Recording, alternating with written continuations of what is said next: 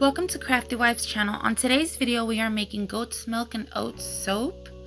Let's get right into it. So last night I froze some goat's milk in my freezer and I just popped them in this silicone mold here. They are about cube sizes.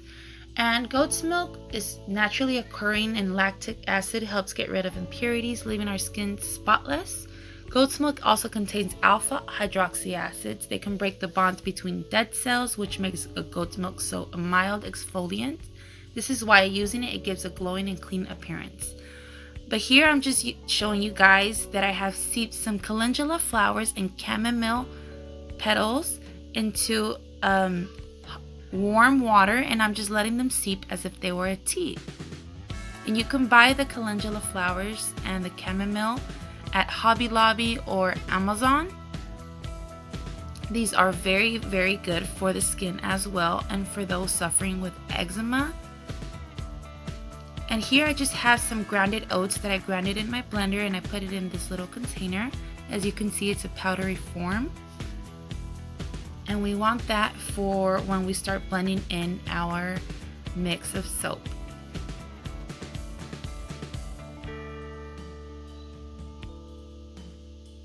The oats is very good for those who do suffer from eczema.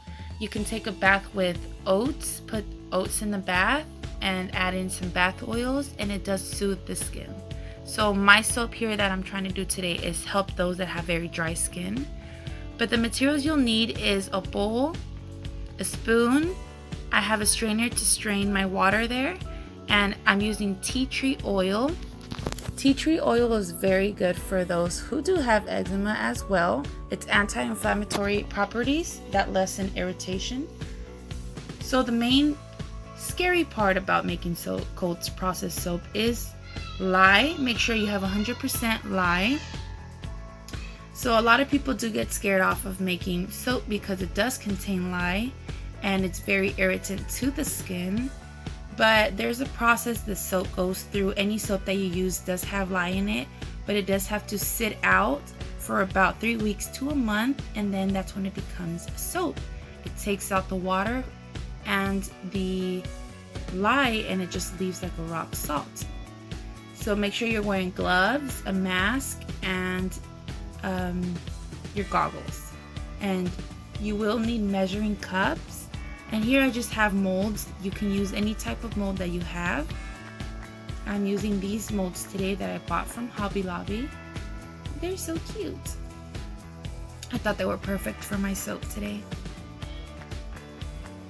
Okay, and another thing that you will need for your tools is a hand mixer. And I bought this one on Amazon. It was about $25, I believe. You can find cheaper ones, I think. You can buy them at Walmart or anywhere else.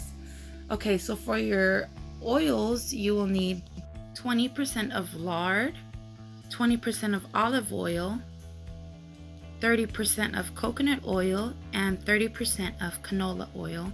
I'm also using titanium dioxide today to color my soap white. For those who do make soaps, know that soap's natural color is around yellow, and I kind of like to bring out that vibrant white. So I am going to color my soap white today, and I'll show you how I do that. You'll also need a scale.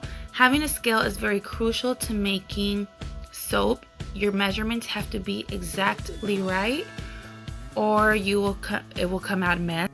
Now we are going to measure our lye, making sure that you have your mask on, your gloves, and your goggles. You're going to measure 4.56 ounces of lye. It is very important you have a scale that will tell the correct measurements. It's crucial that you do not over lye. Do not add too much lye, because if you do that, then your soap is no bueno for the skin. Making soap is basically a science experiment, because you have to get it exactly right. So this recipe that I'm making is my recipe that I've come up with, and I've tried it several times and it works wonders. So here I'm just popping in the half ratio of goat's milk, which is 3.5 ounces of goat's milk, frozen milk.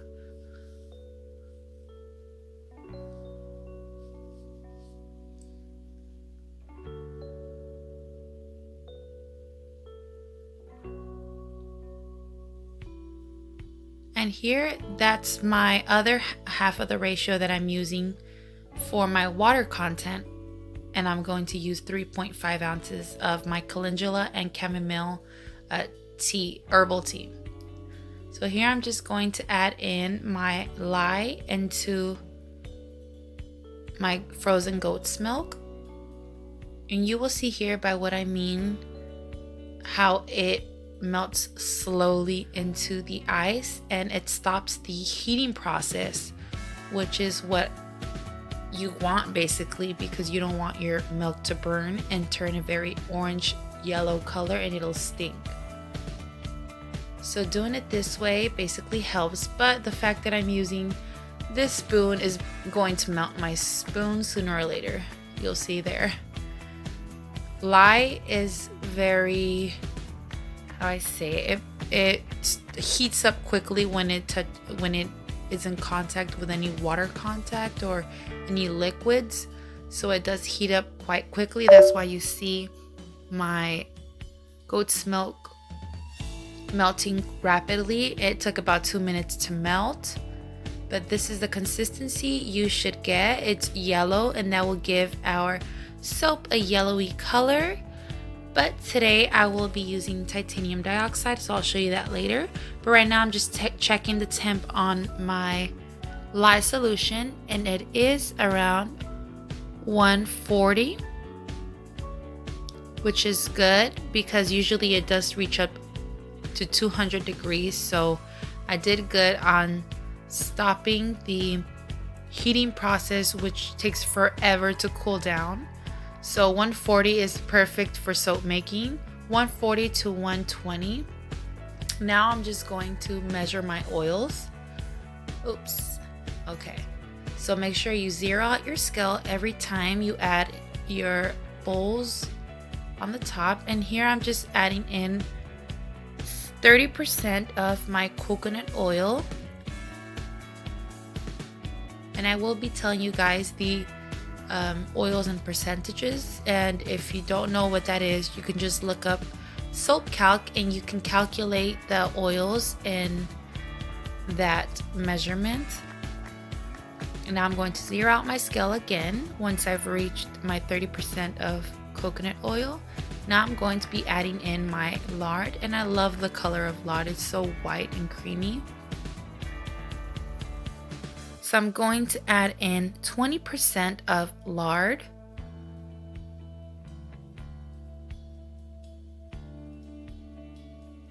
And just plop it in, making sure that I'm looking at my numbers.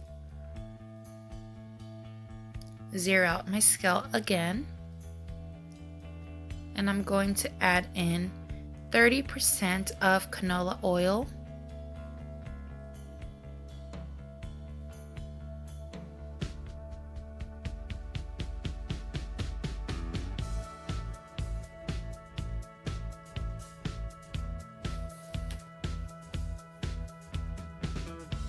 And once again, zero your scale out. And I'm going to be using 20% of olive oil to this recipe. Okay, so now it's time to get our oils mixed in together. Put it in the microwave for about 2 minutes and 30 seconds, and it should melt right away.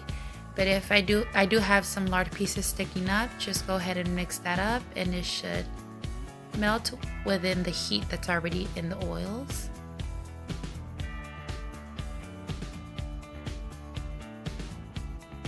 I'm just going to check the temperature of my oils, and it's around 130, and my lye solution is at 120. So it is crucial that you mix in your lye and your oils 10 degrees from each other. You don't want them over or under 10 degrees because it does build up some soda ash or air bubbles in your soap, and it does create a weird consistency, so try to stay within that ratio. And here I'm just going to measure out 3.5 ounces of my herbal tea that I made earlier and just add it in my oils. Get that mixed in.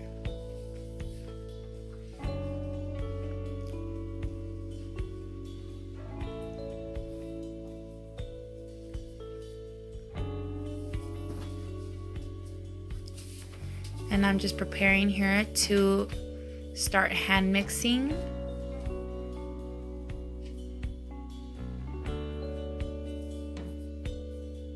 So blend in your oils first, just for a little bit, about 20 seconds.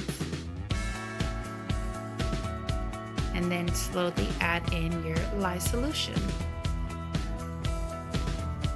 But it's in fast mode right now, so that's why it looks like I added in very fast. And you see this color that the batter gets? That's the color that I don't want, so I'm going to be adding in my white base. But if you weren't adding in the titanium dioxide that I'm pouring in, you would get this color of soap.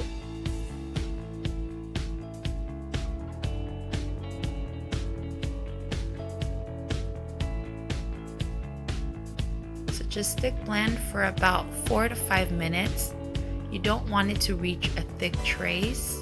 A trace is when you put your batter at the top and then you see the lines coming down and sitting on top of your batter. That's trace. You don't want that consistency with this soap. Well, the way I make my soap, I don't let it reach to full trace. So here I'm just mixing up my titanium dioxide with a bit of water, about 50 ounces of water. And I'm just going to mix that up.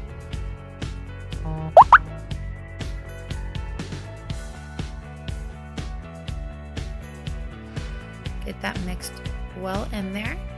And remember, you don't have to add in titanium dioxide. This is just for the coloring of the soap. I want it to be a much more whiter color, not a very yellowy orange tan color. And as you can see here, it'll turn into this pretty color, which I love. It's a very soothing color, and it matches perfectly with the oats. So just blend that up. You can mix it in. Blend it for another 2 minutes or so. Like I said, I don't want a thick trace, so I am going to be pouring at a light trace. But with the consistency of the oils, this is perfect. It will set up within 8 hours. You can unmold your molds, just as long as you follow the directions in the recipe that I'm giving you. I'm sorry, that's my alarm going off there.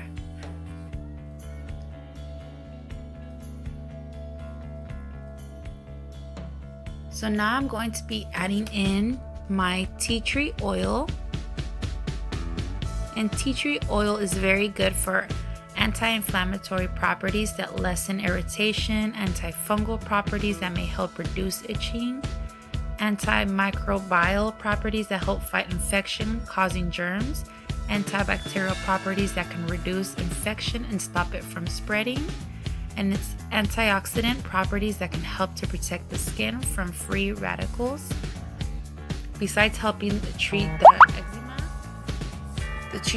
the tea tree oil basically is very good for the skin and for those who do have eczema. So that's why I'm adding in my tea tree fragrance essential oil. Now I'm going to be adding in my grounded oats that I blended in and made it into like a powdery form. I'm just putting as much, I'm eyeballing it basically, And now we do not need our stick blender for that. I'm just going to use my spoon here, my big spoon, and just getting that mixed in there. You don't want a thick trace, like I said. I can move, you can see that the batter sinks once I pick up my spoon. So that is not a trace. This is before reaching trace. That gives me time to work with my batter before it starts to just become a very, it starts to set up, and then it's very hard to pour into the molds. So this is perfect. Now I'm just gonna get my molds here and put them aside and get my station ready.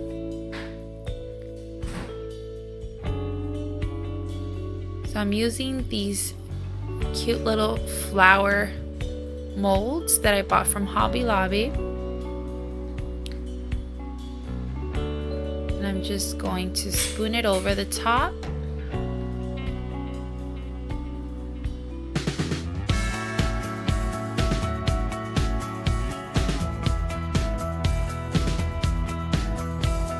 Just like that. And you see how easier it is to work with a batter that hasn't reached fully trace yet. And it sets up just the same. So that's what I love about this. But to make it easier for myself, I'm going to go ahead and get one of my measuring cups that have the little funnel at the end, so I can just pour it in easier, because I'm kind of making a mess here.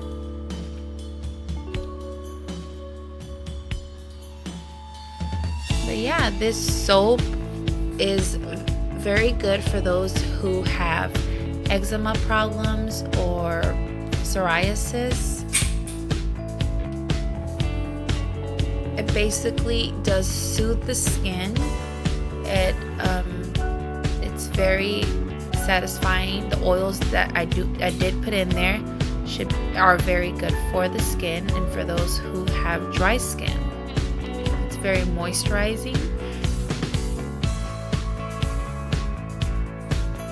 I just love when they come out and I pour them into the molds. So satisfying, because I'm like, yes, it didn't get thick on me. I've had times before where the batter gets thick and I just have to plop it in the molds and then it comes out looking weird and mushy. So I found it best to not pour when it's to full trace. So just tap your molds. I have it on a cookie sheet at the bottom, a tray. So I'm just tapping it, making sure that there's no air bubbles and it reaches the whole mold. And I'm going to add some whole oats at the top of each little mold there. My soaps, just to be cute.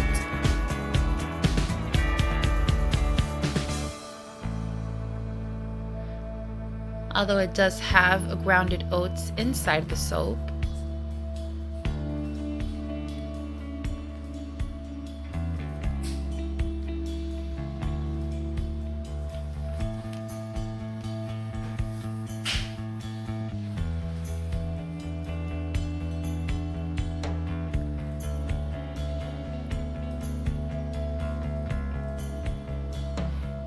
And this batter made exactly 12 of these soaps for the mold. So that was 3 pounds of oil.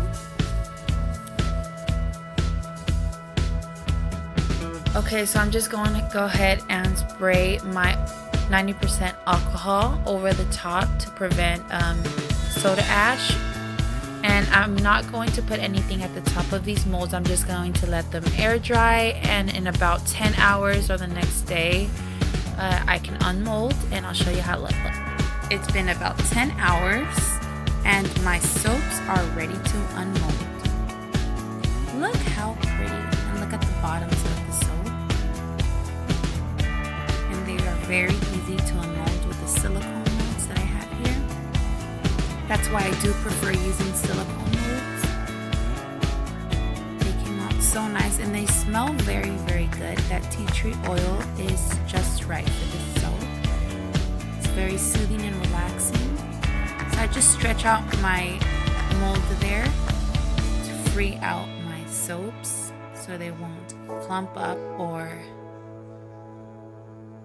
rip a piece of the soap with it. And here's a close-up of this soap. Look how nice. Okay, so just because I'm taking out my soap does not mean my soaps are ready to use. There is a saponification process that I can explain to you in simple terms. Saponification is the name for a chemical reaction between an acid and a base to form a salt. When you make soap using the cold process soap making method, you mix an oil or fat, which is your acid, with lye, which is your base, to form soap, which is a salt. The base must always be composed of one hydroxide ion for the most part.